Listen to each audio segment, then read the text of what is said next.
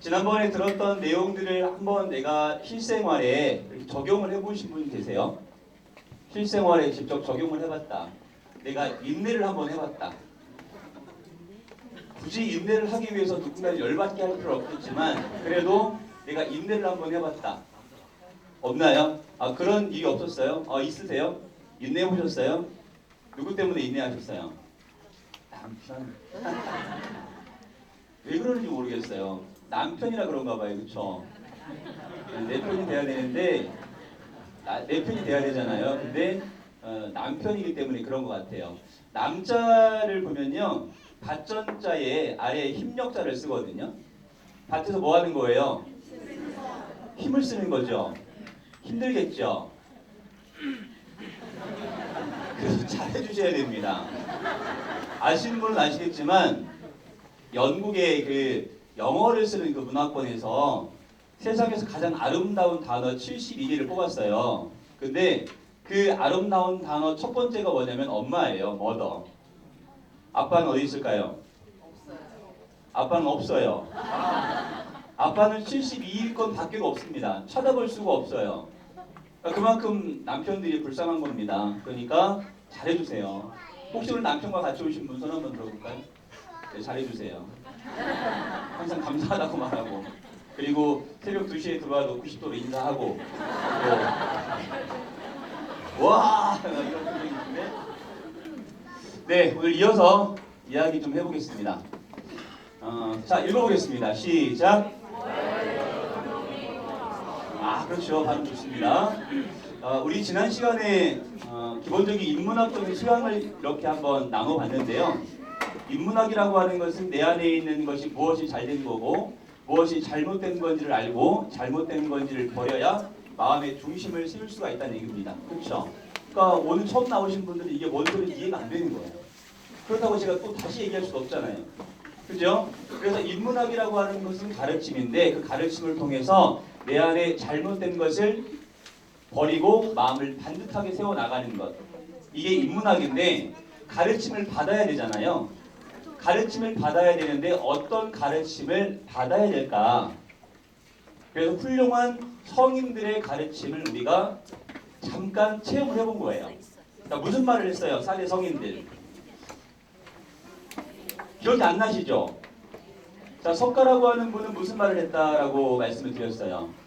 일체 유심조다. 일체 유심조. 대화를 통해서 오해가 풀리는 것이 아니라 실제 그 사람의 마음을 내가 공감해야 오해가 풀리는 거다. 모든 것은 마음먹기에 달려있다. 이런 말 했다고 했죠.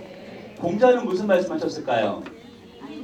인, 어질, 인, 사람, 인의 둘이에요. 그러니까 사람 간의 관계에서 있어지는 모든 것들을 말한 게 공자의 말씀인 거죠. 그리고 그분의 가르침을 통해서 우리나라는 그 과거부터 지금까지 제사라고 하는 것을 드리고 있다. 그렇죠? 기억나세요? 그러니까 75억의 인구의 룰을 정한 분들이에요. 세 번째 소크라테스를 이야기했었죠.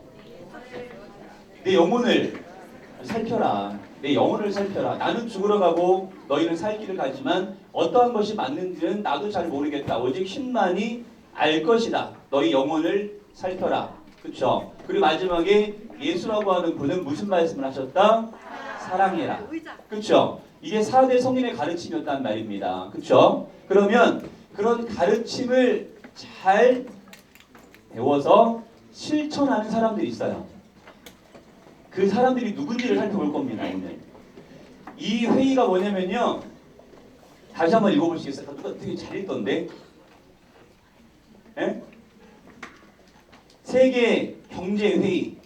그쵸? 한마디로 말하면 돈 많은 사람들이 모여가지고 세계를 주무르는 겁니다. 누구 중심이에요? 아니에요. 상위 1% 중심이에요.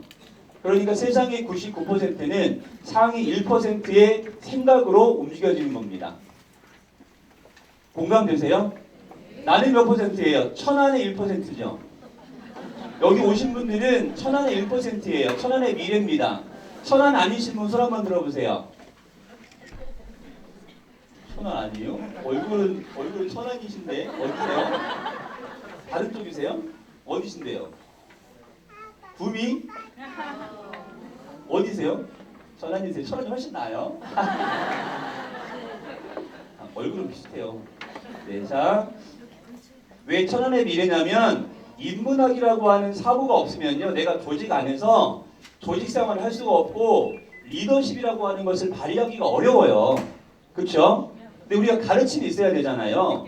그 바른 가르침을 가지고 세계를 움직이는 사람들이 하는 회의가 이 회의예요. 다보스 포럼이라고 들어보셨죠? 1년에 한 번씩 어디에서 해요? 스위스의 다보스라고 하는 곳에서 회의를 합니다. 근데 이 회의가 어떠한 영향을 끼치냐면 이 회의를 통해서 세계가 실제 움직입니다. 그렇게 아시면 돼요. 근데 이 회의의 중심축에 있는 사람들이 있어요. 그 사람들이 무엇을 배우고 무엇을 깨닫고 무엇을 공부하는지를 잘 살펴보면 아, 내가 어디에 마음을 두고 살아가야 되는지가 어느 정도 감이 잡힐 거예요. 그렇죠? 나이가 혹시 어떻게 되세요? 21? 21살에 여기 온다는 것은 기적이에요. 제가 작년도 겨울이었나요? 세미나를 하는데 중학교 2학년이 왔어요. 세미나에. 제가 중학교 2학년 너무 무서워하거든요. 북한에서 우리나라를 공격하지 못하는 첫 번째 이유가 중학교 2학년 때문에 어떻게 할 줄 모르거든요. 질풍 노도의 삶을 살아가잖아요. 내가 누군지를 몰라요. 근데 그러한 친구들이 와서 인문학을 듣는다는 게 너무 감사한 거예요. 오늘도 이제 20대 초반에 분들이 오셨는데 감사를 드려요. 예. 제 큰아들이 24살이에요. 그러니까 아들뻘이고 아들뻘. 잘하세요 저한테. 자, 다보스 포럼이라고 하는 부분들을 간단하게 이렇게 설명드려보면 여기 회의를 참석하려면 이런 걸 타고 다녀요. 네, 이런 걸 타고 다닙니다. 이게 한 대에 얼마인지 혹시 아세요? 880억 정도 하거든요. 걸프스팀이라고 하는 개인 전생인데 이런 게 하나에 이제 한 800억 정도 합니다. 저희 탈 수 있겠죠? 다 모으면 살 수 있겠죠? 네, 이런 걸 타고 다닙니다. 세계를 이제 주름 잡는 사람들이죠. 이곳이에요. 여기서 이제 회의를 하거든요. 스위스의 아주 작은 도시입니다. 여기가 근데 독일 쪽하고 되게 가까워요. 그래서 독일 쪽 사람들이 많이 관광을 오는 곳인데요. 여기 한번 요번 갔었죠. 이번에 많이 어디서 보신 분이죠? 네, 정치적인 발언이 될까봐 제가 이름은 거론하지 않겠지만 이분도 여기 가서 발제자로 이제 뭔가 발표를 하고 왔습니다. 여기 이쯤이에요, 이쯤. 스위스 이쯤. 네. 이런 곳입니다. 아름답죠? 자, 여기에서 세계 정상급의 사람들이 모여서 세계 경제를 어떻게 움직여 갈지에 대한 부분들을 회의를 하게 되는 겁니다. 근데 그 어떤 집단의 이익보다는 그 개인 특정 층들의 어떤 이득을 위해서 많은 것들이 만들어진다는 거죠. 우리는 다 이런 거 잘 모르죠. 슈퍼클래스 세계를 떡주무르는 1%의 사람들 어떤 생각을 하고 있는지 어떤 삶을 살아가는지 이런 것들을 우리 접해볼 기회가 많지는 그동안 않았을 거예요. 자, 근데 그 사람들이 그렇게 할 수도 있었던 이유가 있거든요. 이것의 차이입니다. 어떤 차이? 생각의 차이. 내가 이 생각이 바뀌어야 내 안에 있는 남편도 생각이 바뀌고 부인도 생각이 바뀌고 자녀의 생각이 바뀌는 거예요. 우리나라에서 일본으로 넘어간 사람 중에 하나가 있는데 손 마사요시라고 하는 사람이 있어요. 혹시 들어보셨습니까? 손 마사요시, 손정희, 일본의 소프트뱅크 회장, 유니클로를 능가하는 거대 기업이죠. 일본에서. 근데 이 사람이 24살에 회사를 빌려가지고 사과박스 위에 올라가가지고 연설을 합니다. 직원 2명을 모아놓고. 내가 향후 20년 안에 일본에서 최대 기업을 만들겠다라고 포부를 밝혀요. 남의 집에 얹혀서 사과박스 올려놓고 그 위에 가서 연설한 거예요. 그리고 이제 뭐라고 사람들이 생각했을까요? 직원들이 돌았다, 미쳤다 이렇게 말했어요. 그리고 다 그만둡니다, 회사를. 그리고 실제 손정희는 20여 년 만에 일본 최대 기업을 만들어요. 이 사람이 AI라고 하는 걸 이야기하잖아요. 이 경제 포럼에서 가장 핵심적인 쟁점이 뭐냐면 4차 산업혁명입니다. 그 중심에 그 사람이 있어요. 근데 그 사람이 제일 많이 들었던 말이 뭐냐면 너는 일본에서 최고로 위대한 사람이 될 거다라는 말을 제일 많이 들었어요. 누구한테? 할아버지에게. 그럼 할아버지는 무엇을 배웠을까요? 그렇죠. 말에 의해서 사람이 바뀐다는 것을 깨달은 사람이에요. 근데 우리는 자녀들한테 오늘 무슨 말 하고 오셨어요? 집에 일찍 들어와. 헛짓거리 하지 말고. 생각의 차이가 이러한 것들을 만들어 간다는 겁니다. 생각이 바뀌면 이게 바뀌어요. 생각이 바뀌면 이게 바뀝니다. 뭐가 바뀌어요? 말이 바뀌면 행동이 바뀌는 거죠. 행동이 바뀌면 습관이 바뀌는 거고 습관이 바뀌어야 그 사람의 운명이 바뀌는 겁니다. 표정은 내가 마음먹기 따라서 바뀝니다. 표정이 좀 안 좋잖아요. 자꾸 시선이 그쪽으로 가는지 모르겠네. 자, 보세요. 이 사람들이요. 이거 우리 딱 보는 순간 가슴 떨리지요? 가슴 떨리지 않아요? 이거 보고 가슴 떨리지 않은 사람은 이상한 사람이에요. 저도 물론 떨립니다. 이거 보면 떨리지 않아요? 그쵸? 아, 저만 그런 거 아니잖아요. 솔직해지셔야죠. 이거 보고 가슴 떨리지 않는 분 있어요? 가슴 떨리지요? 돈이 그러니까 우리의 삶의 목적이 되는 거죠.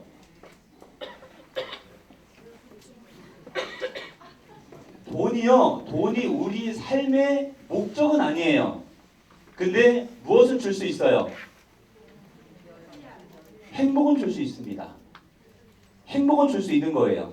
그러니까 돈이라고 하는 것은 우리의 삶의 목적은 아니지만 내가 원하는 행복을 이루기 위해서는 돈도 필요한 거예요. 그러니까 돈이 중요하지 않다라고 말하는 사람들은 돈이 없는 사람이에요. 저 같은 사람들인 거죠. 그렇죠? 그러니까 돈은 행복을 이루는데 필요하다, 필요하지 않다. 얼만큼 필요할까요? 내가 원하는 만큼이에요. 근데 사람은요, 원하는 만큼 있을까요, 없을까요? 없습니다. 진짜 없어요. 욕심에는 끝이 없거든요. 근데 생각의 차이로 그 욕심을 조절하는 거예요. 자, 보세요. 그러면 아까 보여드렸던 그 사람들이요, 세계적으로 정말 돈이 많다 이 정도가 아니에요. 한 나라를 살 수 있는 그런 돈을 가지고 있는 사람들이거든요. 근데 그 사람들이 생각이라고 하는 게 잘못되어 있으면 큰일 납니다. 그러니까 돈을 가지고 있는 사람들이 생각이 잘못되면 큰일 나요. 왜? 돈이 없는 사람들을 이용해서 자기 배를 불리거든요. 그죠? 이 사람들의 사고가 자체가 달라져야 돼요. 근데 사고가 달라지지 않은 사람들이 돈을 많이 벌 수 있을까요? 없을까요? 거의 없습니다. 예를 들어 볼게요. 로또를 삽니다. 제가 로또 번호를 하나 적어드리고 맞았어요. 만약에 예를 들어서 한 100억이 맞았어요. 우리나라는 뭐 한 10억 이렇게 되잖아요. 사보셨나 봐요. 근데 외국 같은 경우에는 1000억대가 나와요. 그렇죠? 로또가. 근데 1000억대 로또를 맞은 사람들이요. 삶 자체를 살펴보니까 100이면 98명은 그 전보다 못한 삶을 살아가요. 거의 한두 명 정도만 괜찮은 삶을 살아갑니다. 1000억의 로또를 맞았는데 배관공이에요. 배관공. 뭐 하는 건지 혹시 아세요? 이 천장을 뜯어보면 알 수 있어요. 이 천장에 배관이 지나가거든요. 근데 그 일을 하는 사람이에요. 근데 1000억 정도의 로또를 맞았는데 그 직업을 그만두지 않아요. 그 일을 그냥 계속 하는 겁니다. 그 사람은 어떤 그 마인드가 있는 거예요? 이 돈이 어떤 삶의 가치가 있는 것이 아니라 내가 사랑하는 일, 지금까지 해왔던 일에 대한 소중함이 있기 때문에 그 일을 접어두지 못하고 그 돈은 돈인 거고 내 일을 해나가는 거예요. 그러니까 자선단체에 기부하고 정말 멋진 삶을 살아가는 거죠. 근데 그런 기본적인 마인드가 없는 사람들에게 큰 돈이 주어지면 그 전보다 못한 삶을 살아가는 거예요. 차는 좋죠. 뭐 람보르기니 뭐 이런 거 타고 다니고 페라리 이런 거 타고 다니면 참 좋을 것 같죠. 그때뿐이에요. 저는 아직 타보지 못했지만 그때뿐입니다. 그러니까 정말 중요한 것은 돈에 우선해서 높은 사고가 높은 가치가 더 중요하다는 거죠. 자, 아까 그 보여드렸던 그 다보스라고 하는 그 중심의 사람들이 대부분 운영하는 기업체예요. 그 여기 계신 분들이 지금 알고 있는 여러 기업들이 있을 거예요. 그 세계적 기업들의 거의 대부분은 그 사람들이 움직입니다. 그 사람들이 움직여요. 그러니까 무엇을 쥐고 있냐면 세계의 경제권을 딱 쥐고 있는 거죠. 그죠? 여기 이런 회사에 들어가기가 되게 어렵거든요. 되게 어렵습니다. 예를 하나 들어볼게요. 그 이스탄 항공 혹시 들어보셨어요? 이스탄 항공. 이스탄 항공 혹시 타보신 분? 네, 어디 타봤어요? 작년에 어디 갔다 오셨어요? 일본에? 일본 가는데 이스탄 타고 갔다 오셨어요? 제주항공 이런 거 타셔야지. 되게 일본 가시는데. 자, 제가 왜 이 말씀을 드리냐면 세계의 어떤 다국적 기업의 그 면모를 보면요, 그냥 공부만 잘한다고 채용이 되지 않아요. 그 상황에 놓였을 때 어떻게 대처를 하는지에 따라서 달라지는 겁니다. 자, 면접을 보러 왔어요. 근데 앞에 복도에 이제 면접을 딱 보려고 줄을 딱 서 있잖아요. 근데 이렇게 개수대가 있죠. 근데 거기 물이 떨어진 거예요. 옆에 보니까 말통이 있어요. 이것을 면접 보는 사람이 일반적인 사람들은 좀 떨리니까 가만히 앉아 있잖아요. 보기만 하고. 근데 어떤 친구가 일어나더니 그 말통을 들어가지고 거기 딱 꼈어요. 합격. 이런 거예요. 그러니까 세계를 이끌어가는 대부분의 다국적 기업을 보면 우리나라랑 조금씩 달라요. 그러니까 그런 생각을 가지고 있는 사람들이 그 기업들을 만들어 나가는 겁니다. 이스탄항공이요, 이렇게 출발해요. 이렇게 뜹니다. 뛰면요, 뭐한 여기다가 중간에 땅콩 박스를 내려놔요. 그럼 땅콩 박스 어떻게 될까요? 쭉 내려가겠죠. 내려가면서 자기들이 먹을 만큼 주워요. 이렇게. 되게 획기적인 거죠. 그러니까 몇 년 연속 적자가 한 번도 없었던 기업, 이렇게 사람들이 알고 있잖아요. 그러니까 그런 기업들이 그냥 만들어지는 게 아니에요. 사람의 마음을 읽고 사람들이 무엇을 좋아하는지, 어떻게 해야 사람들에게 존중감을 받게 해줄 수 있는지, 이러한 것들을 연구하는 사람이에요. 근데 그 연구라고 하는 것이 그냥 이루어지는 게 아니라 기본적인 생각들이 있어야 된다는 거죠. 그게 뭐예요? 인문학적인 사고. 따라오셨어요? 그러니까 내가 지금 공부만 열심히 한다고 되는 게 아니에요. 진짜 중요한 건 뭐예요? 네? 생각이라고 하는 것, 인문학이라고 하는 것, 사람의 중요성, 이런 것들을 깨닫고 하나하나 익혀가는 것이 그만큼 중요하다는 겁니다. 자, 여기 마음에 드는 회사 있어요? 없어요? 넘어가도 돼요? 네, 넘어갈게요. 자, 빨리 넘어오세요. 키가 커가지고. 자, 세계의 어떤 경제를 주름잡는 사람들이 이 사람들이거든요. 이 사람들이 보면 여기 잘 안 보이실 텐데 로스차일드라고 하는, 그리고 록펠러라고 하는 가문이 있어요. 들어본 분은 들어보셨을 겁니다. 록펠러 하면 뭐가 떠올라요? 부자, 그렇죠? 부자. 로스차일드, 부자. 이 사람들의 가문을 연구하잖아요. 그렇죠? 연구해요. 경영대학원에서는요, 이름 있는 그런 경영대학원에서 이 사람들 연구합니다. 이 가문을 연구해요. 어떻게 저렇게 돈을 많이 벌 수 있었는지를 연구합니다. 자, 어느 정도냐면요, 요 체이스 맨하튼이라고 하는 은행이 있는데 이 사람들 거예요. 근데 이 사람들 지금 없어요. 네. 지금 찾아도 안 나와요. 이 사람들은 가셨어요. 근데 이 체이스 맨하튼 은행 하나를 가지고 세계 경제 공황을 일으킬 수 있어요.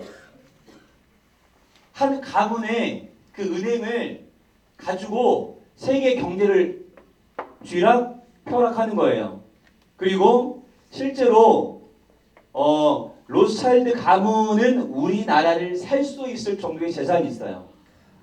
우리나라를 통째로 살 수 있는 재산이 있습니다. 그럼 이 사람들은 어떻게 이렇게 돈을 많이 벌었을까요? 네? 어떻게 이렇게 돈을 많이 벌 수 있었을까요? 회사가 어려우면 사람 잘라내고 노조를 탄압하고 이러면 돈 많이 벌 수 있을 것 같죠? 네? 오래 못 가요. 오래 못 갑니다. 그러니까 이 사람들이요 어떻게 회사를 운영하는지 그 기본 바탕에 뭐가 있는지가 정말 중요한 거예요. 이게 핵심적인 겁니다. 자, 이 사람들을 우리는 유태인이라고 불러요. 유태인 들어보신 분? 유태인. 네, 내가 유태인이다. 딱 보니까 유태인처럼 생기신 분은 안 계세요. 오늘 구독자 수 좀 늘었어요? 네? 안 똑같아요? 저 4명 더 늘었는데. 네? 아유 감사드려요. 저도 구독할게요. 저한테 보내주세요. 네, 유튜버인데 구독자 120명, 저 335명.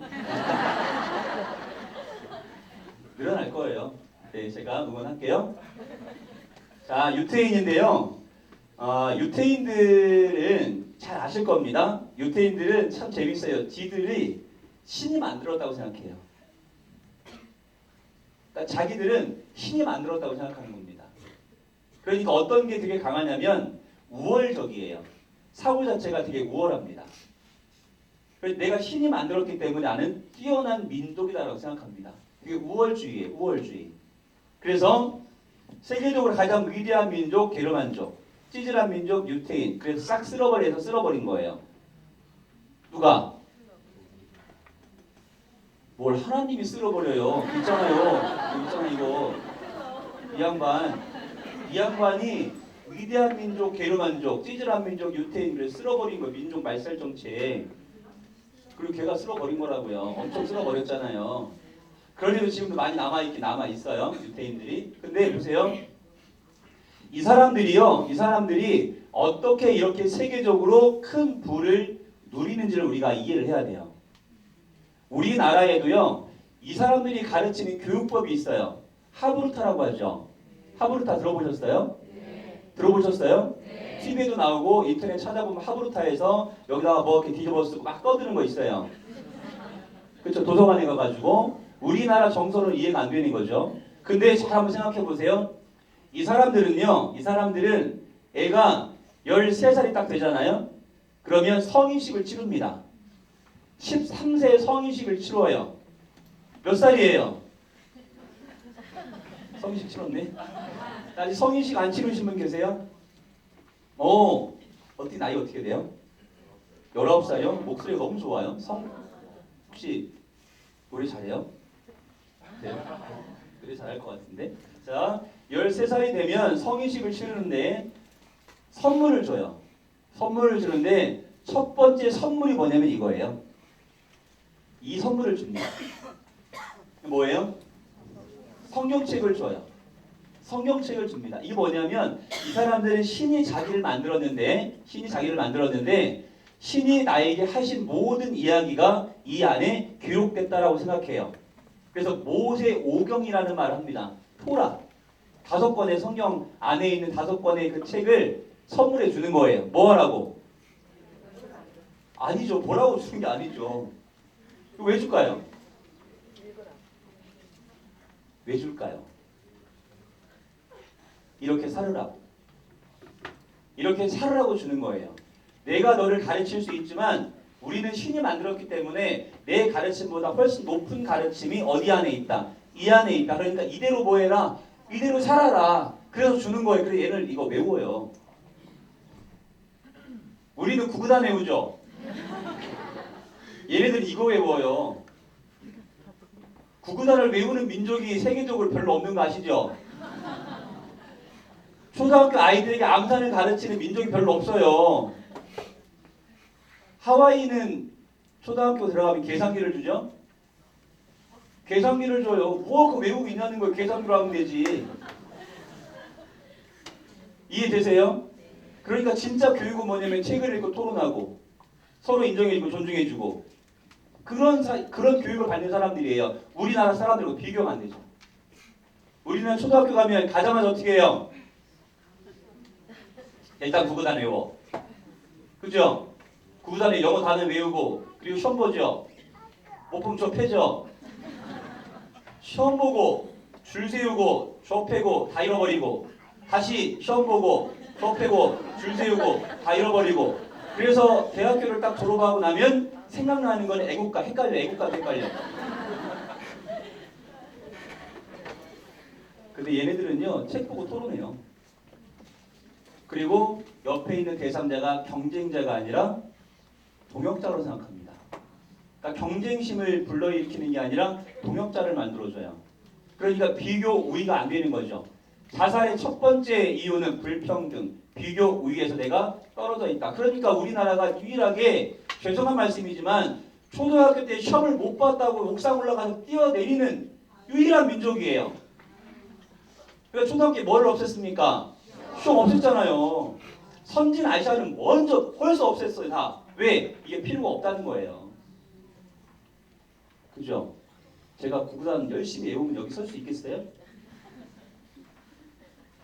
영어 단어 외우면 뭐 할 겁니까? 사람이 안 만들어지는데 구구단 뭐 1000단까지 외운다고 봅시다.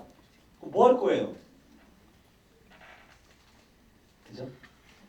그러니까 내가 어떤 생각을 갖는지에 따라서 아이들은 바뀝니다. 남편도 바뀝니다. 부인은 안 바뀌어요. 자, 부인을 바꾸려고 하는 것은 위험한 거예요. 네. 절대 안 바뀝니다. 자, 두 번째 선물입니다. 이런 거를 선물해요. 이게 뭐예요? 시계를 선물합니다. 지금 보시는 시계는 세계에서 첫 번째, 두 번째, 세 번째로 비싼 시계를 보고 계신 거예요. 자, 이런 시계를 선물한다는 게 아니라 시계를 선물합니다. 왜 시계를 선물할까요? 13살짜리 아이에게 성인기를 치를 때 먼저는 성경책을 선물하고 두 번째 시계를 선물해요. 왜 시계를 선물하는 거예요? 시간의 소중함. 시간의 소중함을 스스로 깨닫게 해주는 겁니다. 자, 그게 중요한 게 남았어요. 이게 남았습니다. 이걸 선물해요. 돈을 선물합니다. 얼마? 13살. 13살인데 성인식 할 때 대체적으로 이 정도를 선물합니다. 왜 이렇게 좋아해요? 13살 지났잖아 지금. 자, 얼마를 선물할까요? 좀 더 쓰세요. 좀만 줄이세요. 5천을 선물합니다. 13살짜리 아이에게 계좌에 5천만 원을 넣어줘요. 생각해보세요. 13살짜리 한참 이제 공부를 시작할 때죠. 공부 시작할 때죠. 그러니까 자금적으로 내가 5천만 원 있으니까 되게 뿌듯하겠죠. 절대 건들지 않는데요. 부모님은. 네가 알아서 하라고 한대요. 근데 이걸 쓰는 사람들이 거의 없대요. 그 돈이 내 안에 5천만 원 있어요. 막 옷을 내가 허름하게 입었어. 오늘 막 반바지나 슬리퍼, 쪼리 막 이런 거 끌고 나왔어 이렇게. 그래도 든든하겠죠. 왜? 그렇죠. 한이 서려 계세요. 그러니까 이 아이들은 출발부터가 우리나라와는 큰 차이가 있는 거예요. 그러니까 세계적으로 1대1로 맞짱을 떴을 때 우리 한국 사람들은 땅이 있기 때문에 이깁니다. 그런데 실제 정서적으로 봤을 때는 차이가 엄청나죠. 아니 하나님이라고 하는 그 신이 쓴 글을 외우는 사람하고 구구단을 외우는 사람하고 다르겠죠. 근데 특히나 우리나라의 여기까지만 할게요. 더 하면 이제 좀 이게 열이 올라올 것 같아가지고요. 여기까지만 하겠습니다. 이렇게 5천만 원 정도를 선물합니다. 중산층의 경우에 중산층 손 한번 들어보실까요? 저랑 친하게 좀 지냅시다. 중산층 없으세요? 자, 중산층의 기준은 뭐예요? 우리나라의 중산층의 기준. 차? 어떤 차? 중산층의 기준이 있어야 되잖아요. 손을 안 드신 이유는 중산층의 기준을 모르니까 지금 손을 안 드신 거잖아요. 이게 얼굴 모습으로는 중산층이 몇 분 계시긴 한데 일단은 차가 있어야 된대요. 2000시 이상의 차. 람보르기니 이 정도는 있어야죠. 드림카죠. 남자들이 차를 너무 좋아해요. 남자들은요 한 3살 4살만 되면 지나가는 차 이름을 알아요. 여자들은요 똑같아요. 차가 지나가는 차는 다 똑같아요. 남자애들은 3살만 되면 지나가는 차 이름을 다 외워요. 이게 달라요. 구조적으로 좀 많이 다릅니다. 자, 차가 먼저 있어야 되는데 2000cc 이상의 차가 있어야 우리나라에서 중산층이에요. 자, 그 다음에 집이 있어야 돼요. 대략 32평 정도 되는 집이 있어야 된대요. 채무 없이. 그러니까 천안 지역에서 중산층이라고 부르려면 저쪽 신불당동 쪽에 포반이나 이쪽 그런 데 하나 있어야 그래도 내가 중산층이다 이런 말 하는 거죠. 재산세를 내야 되니까. 그렇죠? 그 현금 자산 보유가 최소 6천 이상, 연봉 1억 이상 정도가 돼야 중산층이래요. 그죠? 근데 얘네들은요 중산층이 굉장히 달라요. 돈만 가지고 하는 게 아니에요. 내가 제2 외국어를 할 줄 아는지, 1년 동안의 봉사활동을 얼마나 하는지, 내가 어떤 악기를 다룰 수 있는지, 내가 즐겨하는 스포츠가 어떠한 것인지 달라요. 그래서 유명한 이 사람들의 어떤 삶의 면모를 보면 운동을 못하는 사람이 별로 없어요. 근데 그 운동이요 그냥 동네 축구 이런 개념이 아니에요. 상당한 수준에 올라와 있어요. 이게 그러니까 좀 달라요 우리하고. 왜 다를까요? 4대 성인의 가르침 중에 어떤 가르침을 받았을까요? 예수라고 하는 가르침을 받은 거예요. 그분의 가르침을 받은 사람들이에요. 좀 다르죠 우리나라 사람들하고는. 그러니까 이런 부분들도 잘 한번 살펴보시면 좋겠다 이 말입니다. 자 이렇게 돈을 받고 사회에 딱 나가게 되면 대략 1억 이상의 종잣돈이 생긴답니다. 대략 더 한 3배까지 올라가는 경우도 있대요. 그러면 사회에 딱 나갔어요. 학교를 졸업했습니다. 뭐가 있어요? 종잣돈이 있는 거죠. 학자금 대출 안 받잖아 이런 거. 안 받아요. 다 해주니까. 그러니까 1억 이상의 돈을 가지고 있는 거예요. 학교를 졸업했을 때. 그럼 공부 어떻게 했어요? 공부 어떻게 했어요 이 사람들? 구구단 외운 게 아니잖아요.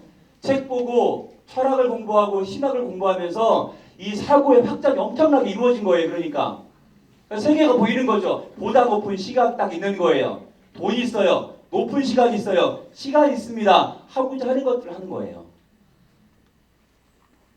이해되세요? 그 학교 멀쩡히 다니다가 때려치고 컴퓨터 만들잖아요. 네, 그 사람이 그 사람이에요. 그러니까 그렇게 될 수밖에 없었던 구조가 있는 거예요. 근데 그 구조가 한 번에 만들어진 게 아니라 그 가르침이라고 하는 걸 통해서 가르침이 구조화된 거예요. 이렇게. 자, 그 가르침을 말씀을 드릴 겁니다. 가르침을 통해서 만들어진 거예요. 이게. 우리나라 노벨상 수상자 없어요. 한 분 계시죠? 한 분 계시죠? 한 분? 네, 그분 계십니다. 얘네들은요 이렇게 많아요. 노벨상만 이렇게 받은 사람이 이렇게 많아요. 아이비리그가 뭐예요?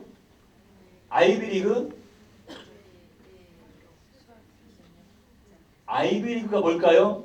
혹시 가보신 분 계세요? 하버드나 예일, 프린스턴 이런 대학교를 말하는 거예요. 그러니까 미국에서 가장 유명한 대학교, 그 대학교의 교수가 거의 20% 이상은 이 사람들이에요. 유대인들. 근데 재밌는 게 뭔지 아세요? 그 아이비리그의 학교들이 처음 시작할 때 다 신학으로 시작했어요. 모든 학문의 기초가 뭐예요? 그러니까 신학이라는 거예요. 그러니까 뭐가 맞나요? 여기 보니까 써 있잖아요. 인문학과 경서를 만나다. 그러니까 인문학을 통해서 어느 정도 수준에 올라가면 뭐가 보여야 돼요? 경서가 보여야 되는 거죠. 미국 100대 부호의 20%가 유대인이에요. 전 세계 300대 슈퍼 리치 중에 35명은 유대인들입니다. 민족은 얼마 안 돼요. 우리나라의 3분의 1, 4분의 1, 6분의 1 정도 되잖아요. 그만큼밖에 안 됩니다. 그러니까 인구가 많은 게 중요한 게 아니라 무엇을 가르치는지가, 무엇을 익혀가는지가 그만큼 중요하다는 거죠. 공감이 되시나요? 내가 뭘 해야 될지 혹시 느껴지시나요? 지금 보여드리는 사람들 기분이 좋아지죠?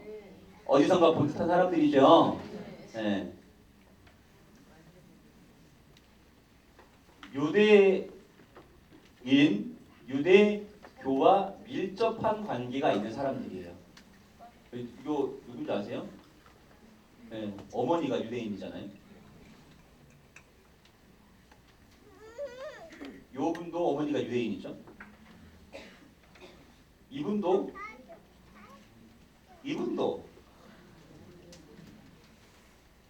이 여기 있는 사람들이 다 유대인, 유대교 가르침과 다 연관이 있는 사람들이에요. 그러니까 실제적으로요, 각 분야에 다 분포가 되어 있습니다. 어떤 어머니를 만나느냐에 따라서 어떤 자녀가 만들어지는지가 나눠지는 거예요. 예를 들어 볼게요. 한석봉이 한자를 잘 썼잖아요. 엄마는 떡을 기가 막히게 썰었어요. 보세요. 애가 손재주가 좀 있는 것 같아요. 그래서 어머니가 야 가서 공부 좀 해라. 어디 가서 산에 들어가서 아는 스님을 내가 소개시켜줄게. 들어가서 공부합니다. 딱 어머니가 생각해 보니까 이 어린애가 타지에서 잘 모르는 사람하고 공부를 하는데 집 생각 날 거 아니겠습니까? 그럼 집에 내려오고 싶겠죠. 한번 내려오면 다시 가기 어려워요. 그렇죠? 그래서 어머니가 연구를 합니다. 얘가 내려오면 내가 어떻게 다시 돌려보낼까? 그래서 그때부터 연습을 합니다. 불을 꺼놓고 떡을 써는 연습을 하는 거예요. 얼마나 그게 위험한 거예요. 그렇죠? 애가 내려왔을 때 다시 올려보내려면 말로 안 되니까 떡을 써는 연습을 하는 거죠. 근데 진짜 왔어 애가. 나는 이제 그 정도 수준이 됐어 이제. 뭐라 그래요? 불을 꺼라. 너는 글을 써라. 나는 떡을 썰겠다. 시작했죠? 글씨 완전 뭐 개발 세 마리 주고 보여요. 어머니 떡은요. 그냥 올라가잖아요. 이게 어머니의 가르침이에요. 내가 실천하지 않고 애를 가르치려고 하지 마세요. 내가 실천하지 않고 애는 절대 안 바뀝니다. 내가 높은 사고를 갖고 있지 않은 이상은 애는 절대 안 바뀌고 남편도 안 바뀌어요. 남편분들은 절대 생각조차 하지 마세요. 부인은 절대 안 바뀌니까. 아셨죠? 제가 웬만하면 두 번 이야기 안 하는데 두 번 이야기가 나왔네요. 오해는 하지 마세요. 그만큼 바뀔 필요가 없다는 거예요. 어머님들은. 네. 자, 이분들이 이제 운영하는 회사예요. 이분들이 운영하는 회사. 웬만하면 다 있어 이 안에. 그러니까 이 사람들이 손을 놓으면요, 우리가 할 수 있는 게 별로 없어요. 진짜입니다. 이 사람들이 손을 놓으면요, 할 수 있는 게 별로 없어요. 그러니까 어떤 거냐면 실제로 돈의 노예는 아니지만 이 사람들이 어떻게 주문이냐에 따라서 모양이 바뀌는 거예요. 이런 말 하죠. 야 너는 나한테 껌이야 이런 말 하죠. 이게 뭔 말이에요? 아니죠. 뭘 씹다 버려요. 씹다 버리는 게 아니라 무슨 말인 것 같아요? 넌 껌이다. 별 볼 일 없다? 이상해. 자, 사촌이 땅을 사면 배가 아프다. 무슨 뜻이에요? 뭔 소리예요? 다 사람들 부정적이야. 자, 껌이라고 하는 것은 씹는 대로 모양이 생기죠. 그러니까 내가 주무를 수 있다는 거예요. 그러니까 내가 하는 대로 움직인다는 거예요. 씹는 대로 그 모양이 만들어지는 거니까. 자, 사촌이 땅을 사면 배가 아프다. 옛날에 사촌이 땅을 사면요. 왜 땅을 사요? 농사 지려고 사죠. 농사 짓는 땅에 뭐가 제일 필요해요? 거름이 필요하죠. 또 오줌이 필요하죠. 그래서 땅을 사는데 해줄 건 없으니까 거름이 필요하니까 배가 아파가지고 똥이라도 오줌이라도 주고 싶다는 마음이에요. 이게 우리 정서거든요. 근데 오해하고 있잖아요. 그러니까 부정적인 거지. 그러니까 그런 부정적인 걸 애를 가르치니까 애가 금양이 그러니까 애들 오토바이 타고 다니는 거예요. 아셨죠? 그래서 이렇게 이런 위대한 기업들을 만들어가는 겁니다. 여기 이런 거 많이 좋아하시죠? 영상 하시는 분들, 유튜버 하시는 분들 다 아실 겁니다. 다 얘들이 만드는 거예요. 이런 패션, 유통 쪽, 그런 각 분야, 미디어, 패션 장악을 안 한 곳이 없어요. 보세요. 이거 여기에 놀아나잖아요. 그죠? 여기 가보신 분 한번 들어보세요. 여기 어떻게 하고 오셨어요? 여기 신분증 검사하는데 나이 제한 있어요. 없어요?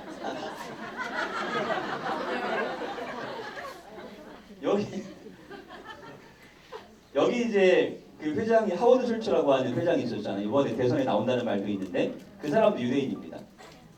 예, 거의 다 이제 거의 모든 분야를 이거 좋아하시잖아요. 베스킨라빈스, 엄마는 외계인.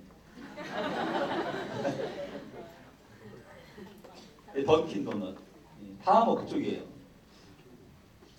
금융 투자, 다 뭐 잘 모르시죠 이런 거는. 금융 투자 이쪽도 거의 더 뭐 골드만삭스 이런 거 주무르는 사람들인 거죠. 그러니까 안 가 있는 데가 없어요. 자 보세요. 우리나라를 봅시다. 그러니까 유대인 봤으니까 우리나라 봐야죠 이제. 우리나라 어때요? 이쁘죠? 유럽 통계 세계 여자 미모 순위 1위예요 우리나라가. 다 그런 건 아닌 것 같아요 오늘 보니까. 근데 진짜 관상가들이 볼 때 최고의 관상가들이 최고의 관상을 말할 때 누구 말하냐면 이 사람 말합니다.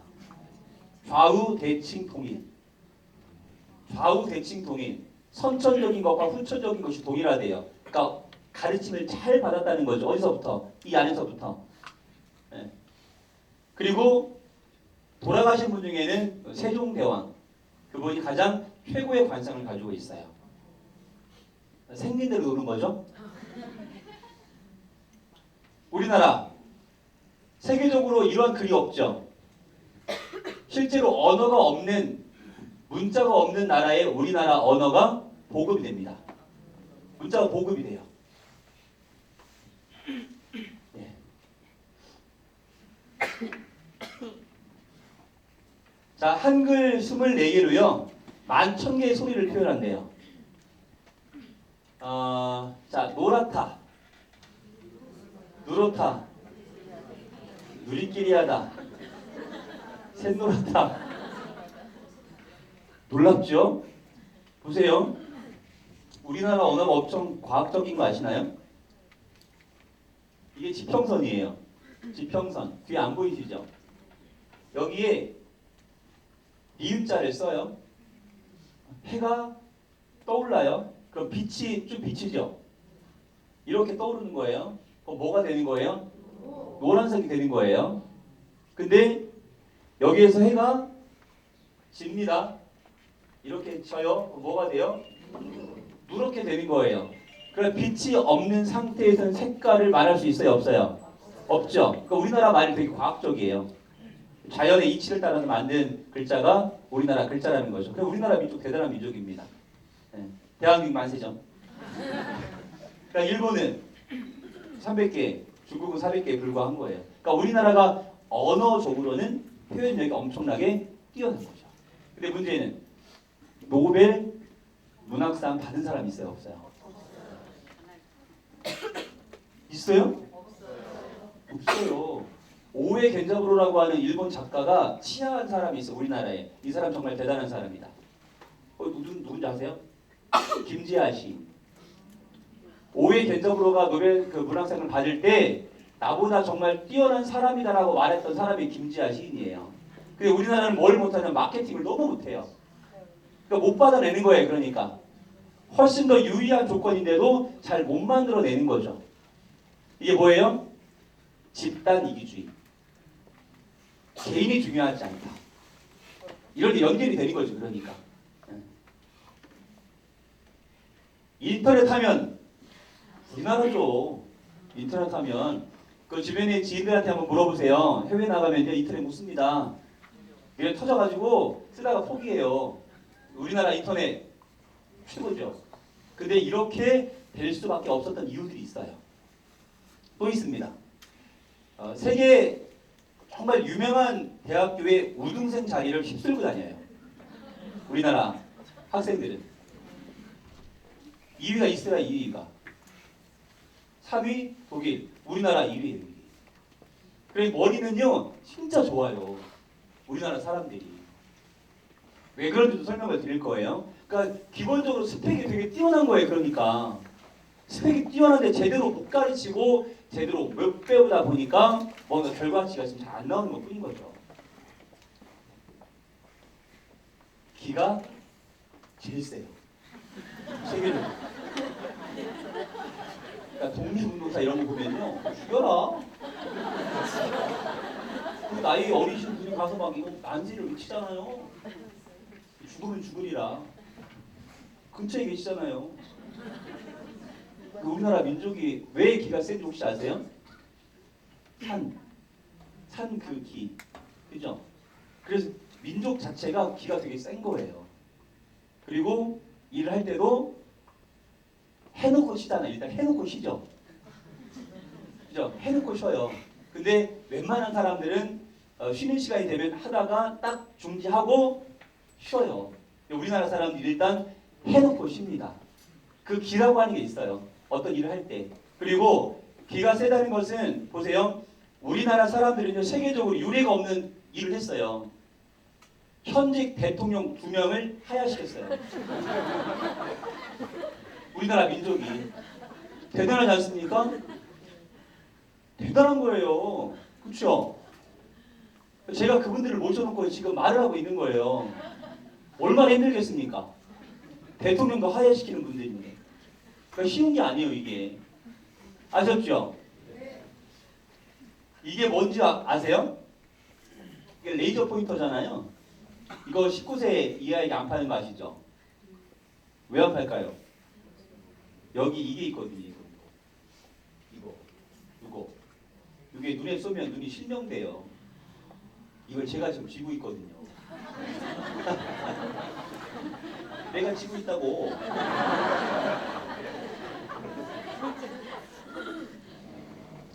자, 기가 세다는 증거. 일본이라고 하는 나라는요, 세계 강국 중에 G2에 들어가요. 근데 일본을 놈이라고 유일하게 부르는 민족이 일본 놈. 그리고 미국 놈. 중국 놈. 심지어 떼놈 이렇게 부르죠. 근데요, 우리나라보다 좀 약한 나라들 있죠. 필리핀 사람, 베트남 사람 이렇게 부르잖아요. 강자에게는 강하죠. 약한 자에게는 약하죠. 우리나라 민족 대단한 민족입니다. 이런 나라를 우습게 알아요. 그리고 우리나라 이 서울이요 세계 10대 거대 도시 중에 하나예요. 그러니까 이렇게 작은 나라에 놀라운 것들이 이렇게 있을 수 있었던 이유가 있거든요. 그런 부분들을 생각해 보시고 유태인들이 되게 부지런하답니다. 근데 이 사람들을 게으름방이로 만든대요. 그만큼 우리나라 사람들이 부지런합니다. 그러니까 이 시간에 이렇게 나오시잖아요. 이 젊은 분들 놀라운 거죠. 자, 우리나라 어때요? 멋지잖아요. 유태인보다 훨씬 멋진 나라입니다. 근데 지금 결과가 잘 안 나오죠. 그 결과를 만들어내야 될 거 아니겠습니까? 천안에 선구자가 되셔야 되고 천안에 1%가 되셔야 돼. 돈이 없는 게 중요한 게 아니에요. 여기 앞에 뭐 터미널에 빌딩 이런 거 하나 갖고 있다고 아무 소용 없어요. 정말 중요한 것은 높은 사고입니다. 생각이에요. 어떤 생각을 갖는지가 중요한 거예요. 아셨죠? 공감되세요? 아우 목 아파. 자, 우리나라 대단한 나라죠. IQ 탑 10이에요. 106. 안 되시는 분은 괜찮아요. 자, 평균치로 봤을 때 한국 사람들은 머리가 좋다. 세계적으로 상위에요. 상위 1%. 이거 빼면 1위.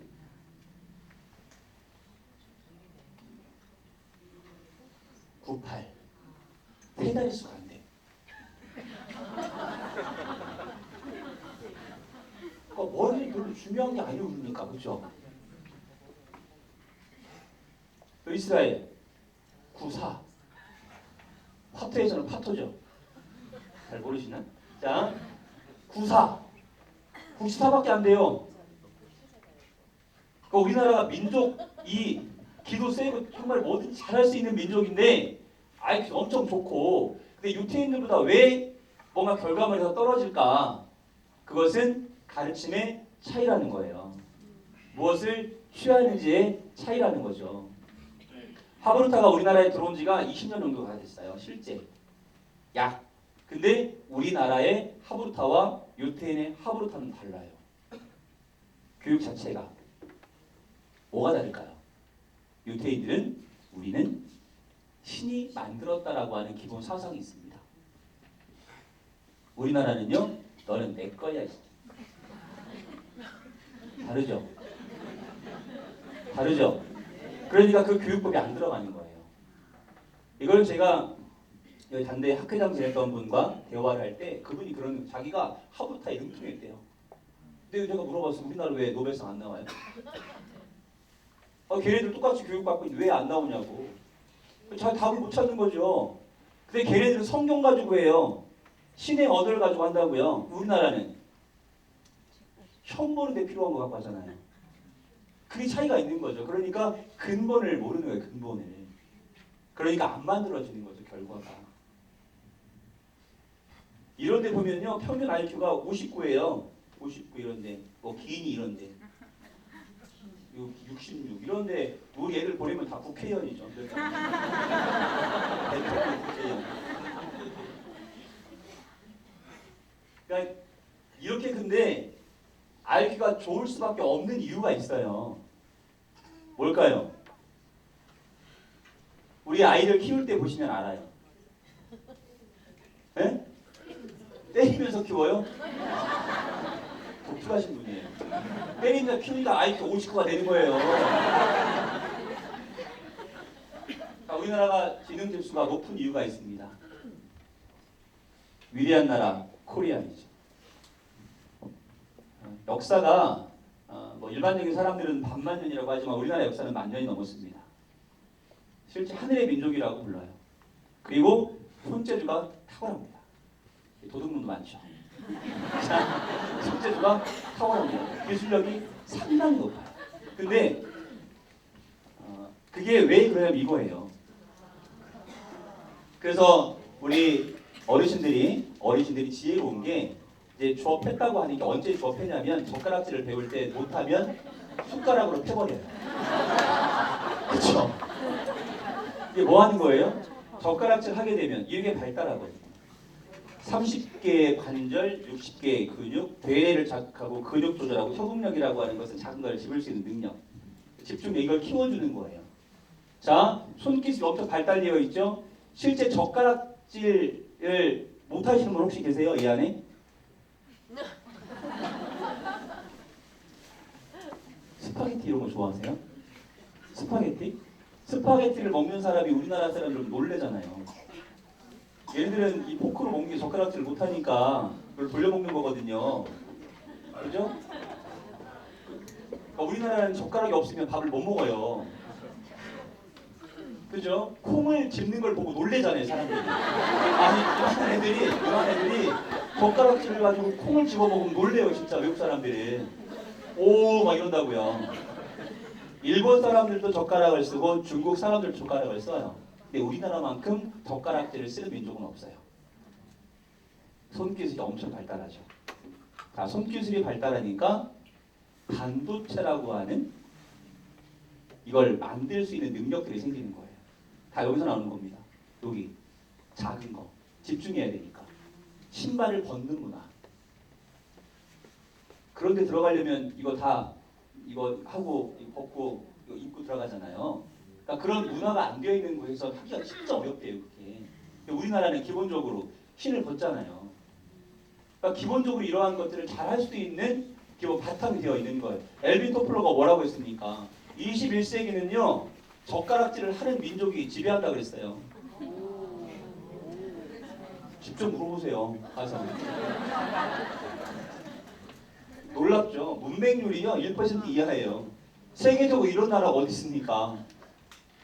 그렇죠? 아까 말씀드렸었죠. 가장 많은 발음을 표기할 수 있는 문자를 가진 나라입니다. 그런데 우리가 이렇게 많은 표현력이 있는 민족인데도 인문학적인 사고를 취하지 않았기 때문에 화가 나면 말로 하지 않고 주먹이 먼저 나가죠. 얼소리스라고 하는 사람이 있습니다. 인문학은 자유다라고 하는 책을 쓴 사람인데 이 사람은 작가예요. 작가인데 기자를 같이 병행을 합니다. 교도소를 찾아갔어요. 교도소에 가서 중범죄자들을 인터뷰하는 거예요. 어떻게 여기 오게 됐는지. 대화를 나눠보다 보니까 그 범죄자가 뭐라고 하냐면 뭐 사람들 죽이고 엄청나게 못된 짓을 한 사람이에요.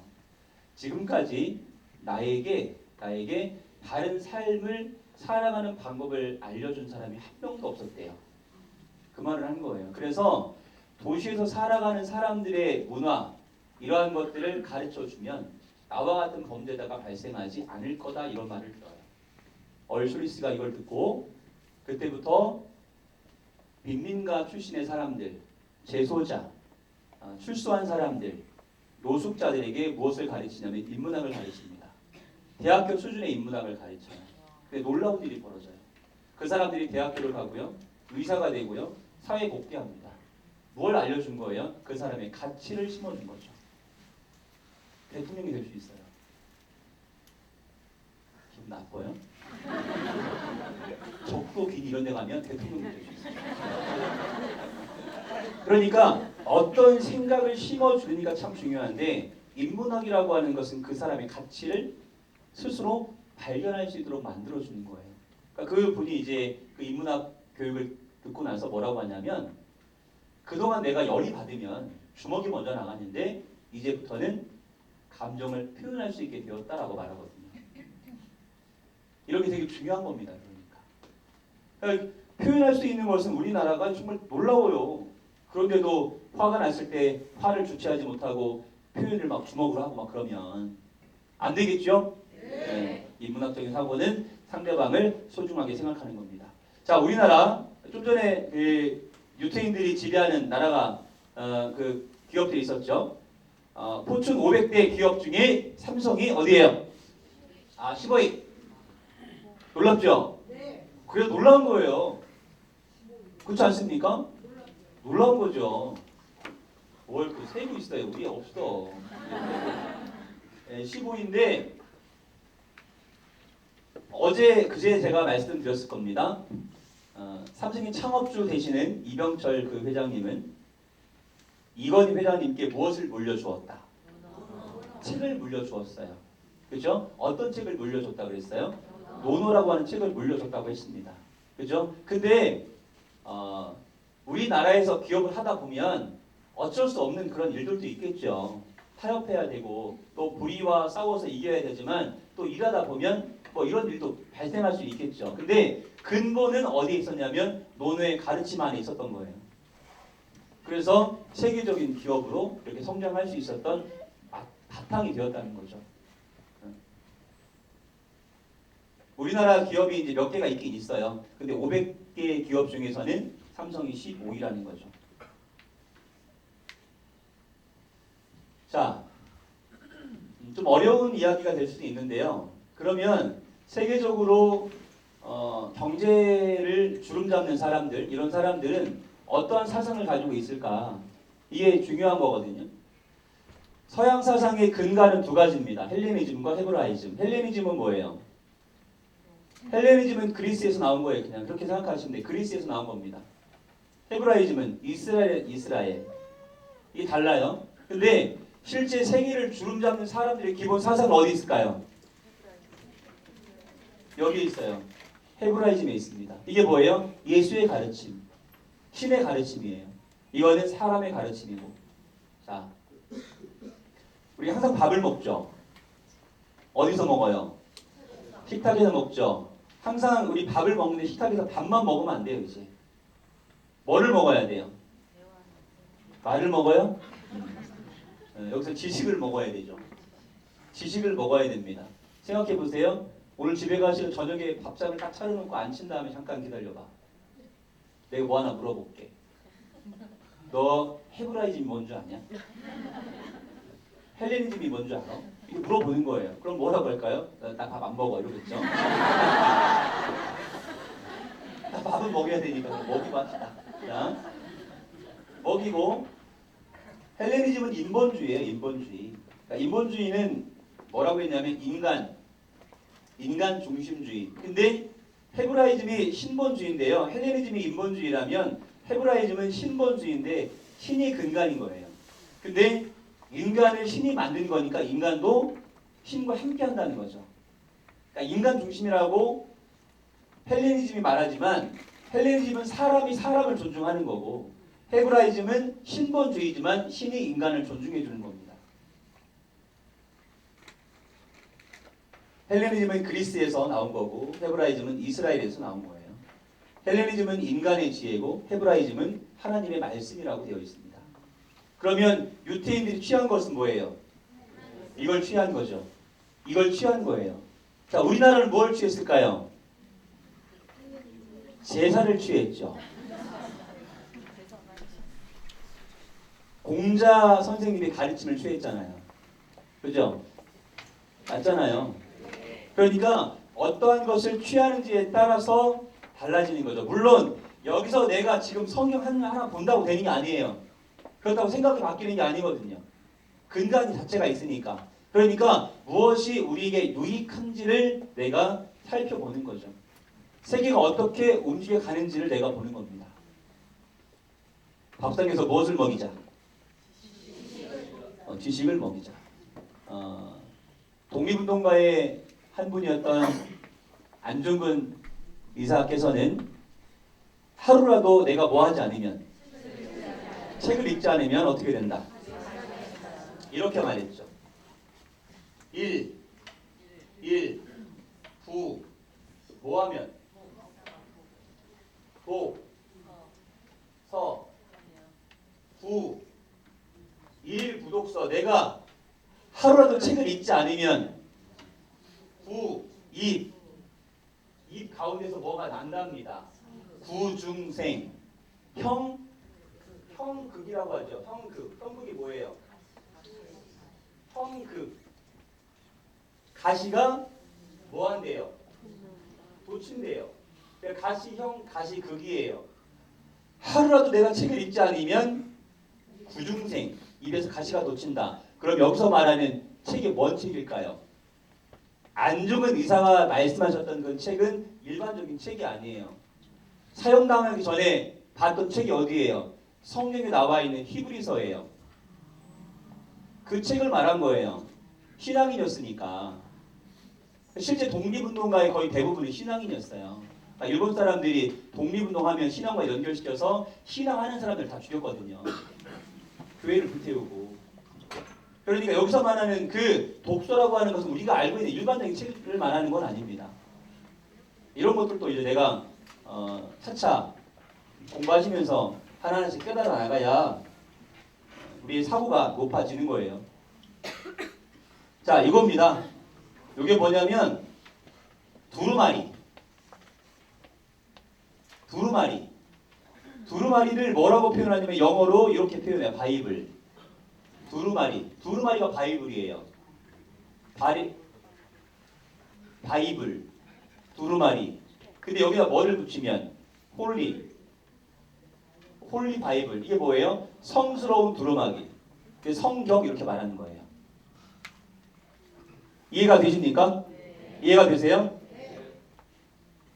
여기 이제 초대에 예전에는 이 성경을 어디다 이렇게 기록했냐면 파피루스라고 해서 이집트에 가면 그 풀이 있어요. 막 키가 한 4m까지 이렇게 자라는 이걸 붓고 만들고 여기에다가 강의가 재미가 없는 것 같아요. 죄송합니다. 여기다가 이제 글을 이렇게 기록했던 거예요. 초대 예전에 있었던. 그만 떠들을까요? 자, 이렇게 되고요. 재밌는 것들인데요. 성경은요. 세계에서 사람들이 가장 많이 훔쳐간 책이에요. 그러니까 호텔 가면 있는 책을 훔쳐가고 이제 가장 많이 사람들이 가져갔대요. 많이 훔쳐갔대요, 실제로. 그러니까 집에 한두 권씩은 거의 다 있거든요. 네. 보진 않지만. 네. 그리고 남성보다 여성들이 성경을 많이 읽는답니다. 그래서 여자분들이 더 똑똑한가 봐요. 그래서 남자들은 여자 말만 잘 들으면 어떻게 된다. 자다가도 떡이 나오는 이런 말 있는 거예요. 네. 네. 그리고 이제 약 한 40명 정도의 사람들을 통해서 이제 기록이 됐다 하고요. 이제 성경 안에는 개에 대한 언급은 있지만 고양이에 대한 언급은 없다. 그래서 개를 많이 키우는 거예요. 바이블은 단순히 책 또는 두루마리를 뜻한다. 그래서 바이블 앞에다가 무엇을 붙여서 홀리를 붙여서 성스러운 책이다 이렇게 말하는 겁니다. 자, 이게 무슨 뜻일까요? 이거 혹시 보신 분 계세요? 이투스, 크리스트, 데우스, 히오스, 소테르라고 하는데요. 이렇게 이런 표시 보셨어요 혹시? 차에 이런 거 이렇게 붙이고 다니는 거 보셨어요? 이렇게 차에 보면 뒤에 이렇게 템이 있어요. 이렇게 해서 이렇게 여기다 뭐라고 써놨잖아요. 이게 물고기 그림이거든요. 이게 뭐냐면 나는 예수를 믿는다는 거예요. 나는 예수를 믿는다.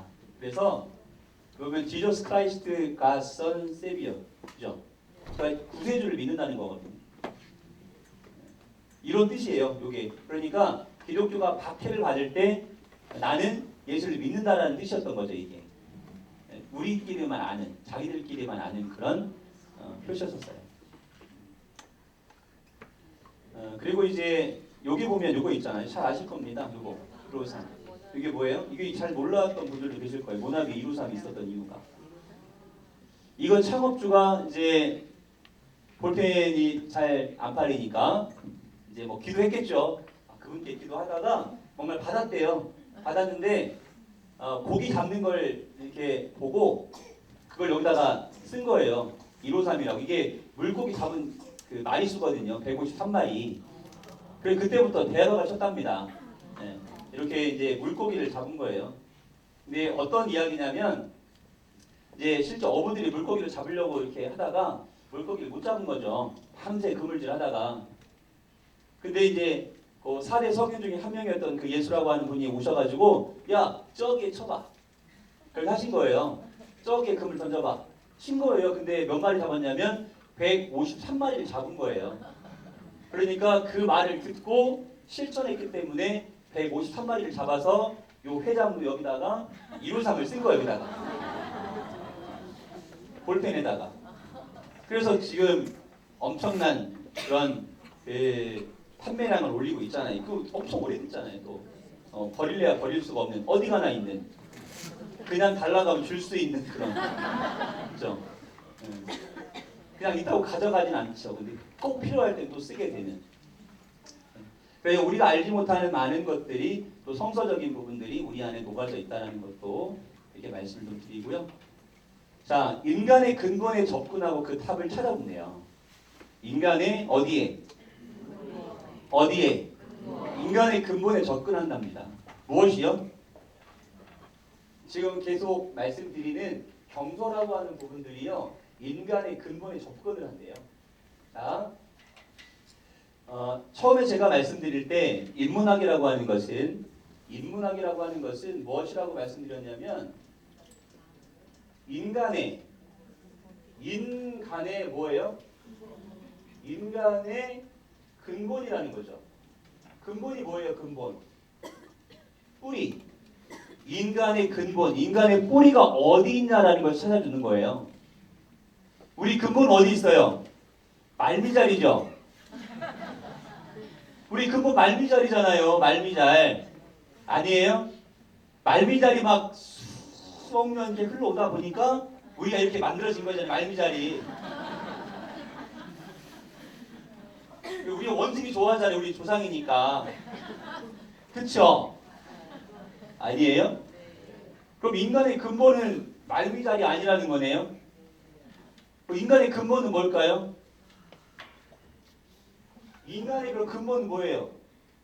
인간의 그런 근본은 뭐냐? 이거예요, 이거. 예? 그러니까 인간의 근본은 창조라는 거죠, 창조. 그죠? 창조, 만들어졌다는 거예요. 이게 인간의 근본이에요.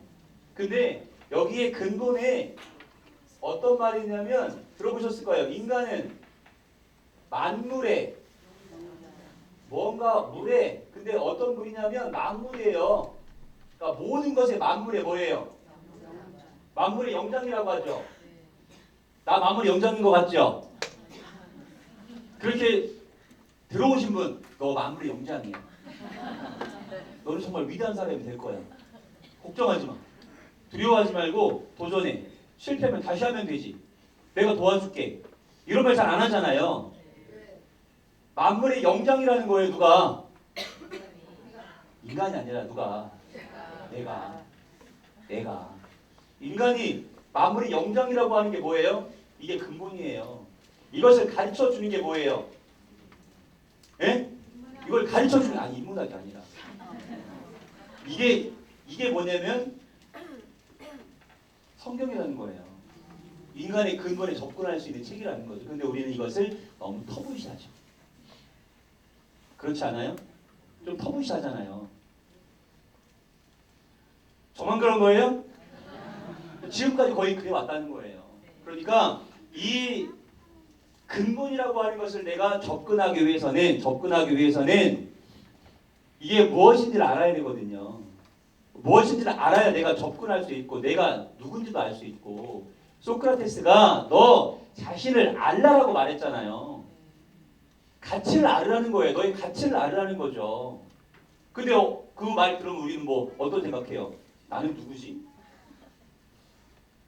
거기까지 자세히 거기까지. 우리는 저의 가장 최대의 단점은 술을 못 먹는 거하고 그림을 못 그리는 거예요. 이해하세요? 사람이에요. 사람인데 자, 이게 사람입니다.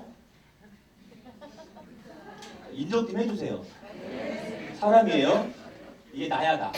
난데 나라고 하는 사람은요. 이렇게 무엇을 가지고 있냐면 보여지는 이 몸이 있어요. 몸. 육체가 있어요. 근데 이 육체에게 이런 분이 있어요. 부모가 있죠. 나에게 이런 육체를 주신 분이 있어요. 부정 모혈, 어머니의 피, 아버지의 정기, 부정 모혈로 내가 만들어진 거예요. 이렇게 육체의 모습은 이래요. 근데 마음은 누가 만들었을까요? 너 자신을 알라. 그 마음은 누가 만들었어요? 내가 만들었다고? 스스로? 자, 그 마음이 뭐냐면 이거예요. 영장의 영자가 이게 영이거든요. 그게 마음이에요. 심영이라고 합니다. 그러면 보세요. 이 영자가 이렇게 쓰거든요. 한자가 어려워요. 이렇게 써요. 이렇게 씁니다. 네. 이 사람 마음을 그래서 심영이라고 말해요. 이 육체에 부모가 있지만 어디에 부모가 있다는 얘기예요? 내 마음에 부모도 있다는 거예요. 그럼 보세요. 너 자신을 알라. 육체는 그냥 보여지니까 다 알 수 있어요. 근데 실제 중요한 것은 마음이죠. 그럼 마음의 주인이 누군지를 알으라는 거예요. 그걸 찾아가는 과정이 뭐예요? 그게 인문학이고 그게 배움이고 그게 공부예요.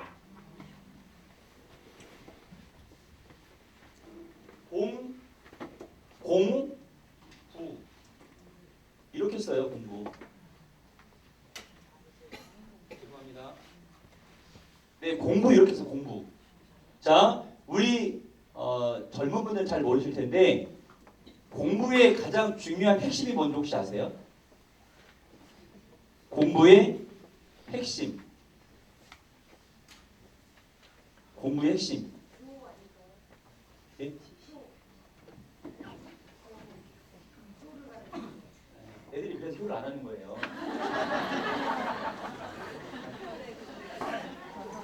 자, 공부는요.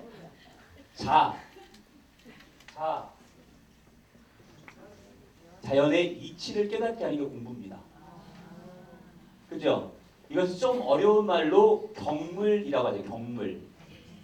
인간이 인간답게 살아가는 데 필요한 8가지 항목. 경물, 취지, 성의, 정신회야, 수신, 재가, 치국, 평천, 하가 되는 거죠. 그래서 시작이 뭐냐면 이거예요.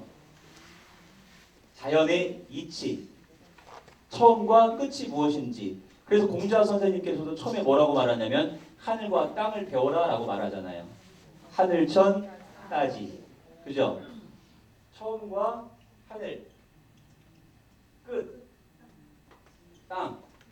하늘과 땅의 이치를 깨달은 사람들이 뭐가 되는 거예요? 왕이 되는 거예요. 그러니까 자연의 이치를 깨달아야 돼요. 자연은 뭘까요? 스스로 그러하다. 스스로 그러하다. 성경에는 스스로 그러하다. 하나님을 뜻하거든요. 하나님을 배우는 거예요. 그러니까 뭐가? 근데 우리는 구구단 막 가르치잖아요. 영어 단어 막 외우게 하고.